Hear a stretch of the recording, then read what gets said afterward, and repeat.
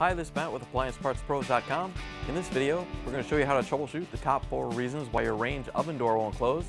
Stick around to the end of the video for some important safety tips that most people don't even know about. But before we begin, we're going to make sure the appliance is unplugged or the circuit breakers are off, so there's no chance of electrocution. First thing to check is the oven door gasket. It seals the oven door to keep the hot air in.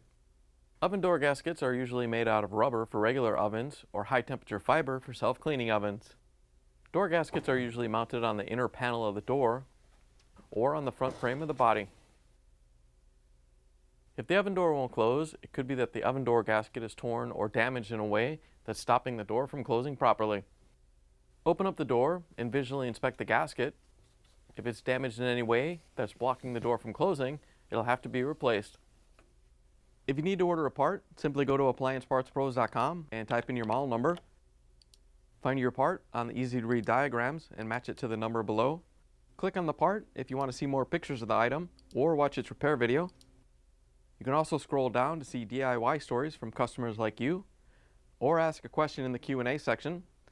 Once you're ready, you can add the part to your cart. It's that easy. Most orders will arrive within 2 business days.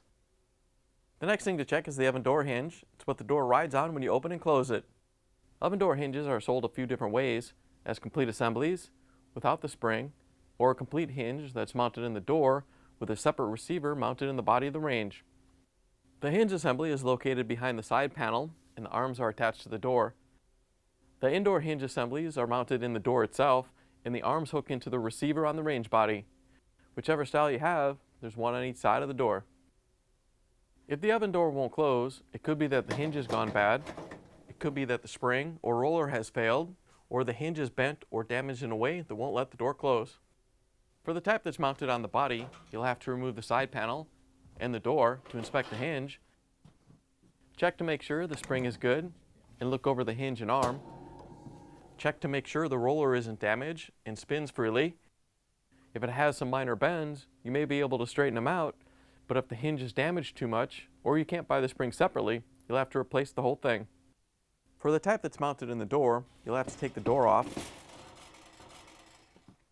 If there's nothing obviously bent that you can straighten out, like the hinge arms that hook into the receiver, then you'll have to open it up and inspect the rest of the hinge.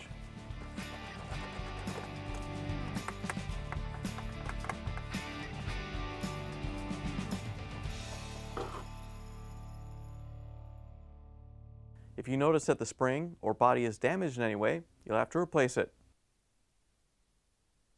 Now we can check the oven door springs. They stop the door from falling open and hold it closed. The oven door springs are usually a helical type spring with a hook on each end.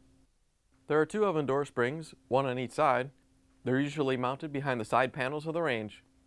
If one or both of the oven door springs have failed, then the oven door won't close properly. Open up the side panels and inspect the springs. If they're damaged or missing, then they'll have to be replaced. As always guys, hit those like and subscribe buttons now to help support us making more of these videos. Last thing to check is the oven door hinge receiver. It's what the door hinges hook into on the range. Oven door hinge receivers are metal brackets that have pins in them that the door hinge arm rests and rides on. There are 2 of them, usually mounted to the frame behind the side panels. If the oven door hinge receiver is bent or damaged, then the oven door won't close. Remove the door, then you can look into the receiver and see if the pins are damaged or missing. If you can't tell from the front, you can open up the side panels to access them. Look them over. Sometimes the screws just come loose, but if they're bent or damaged in any way, you'll have to replace them. Now here are those safety tips we mentioned earlier. A lot of people are still using aluminum foil to protect their ranges from spills and grease buildup. Although it may seem like a good idea, you may not be aware of the dangers it can pose. Firefighters respond to over 170,000 kitchen fires per year, and failing to keep the range clean is linked to more than 13,000 of those.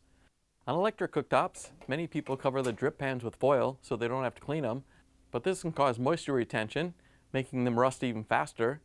It can also block airflow, reflect heat back into the elements, damaging them, or if the foil touches the element, it could be a shock hazard or start a fire.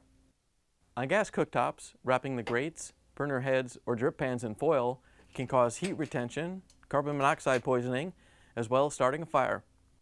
In general, you'll want to avoid lining the oven with foil because it could block air passages, causing heat buildup that causes poor cooking and increases the dangers of a fire. If the foil gets too hot, it could melt, damaging the oven lining or starting a fire. With electric ovens, putting foil under the element could cause heat to be reflected back into the oven, overcooking the food and possibly damaging the element. If the foil touches the element, it could become a shock hazard. In gas ovens, blocking air passages could affect the burner operation, causing poor cooking and carbon monoxide poisoning. You also don't want to completely cover an oven rack, as this will disrupt the airflow and cause cooking problems. You should only use a small pan on a rack several inches below the food you're cooking to catch drips.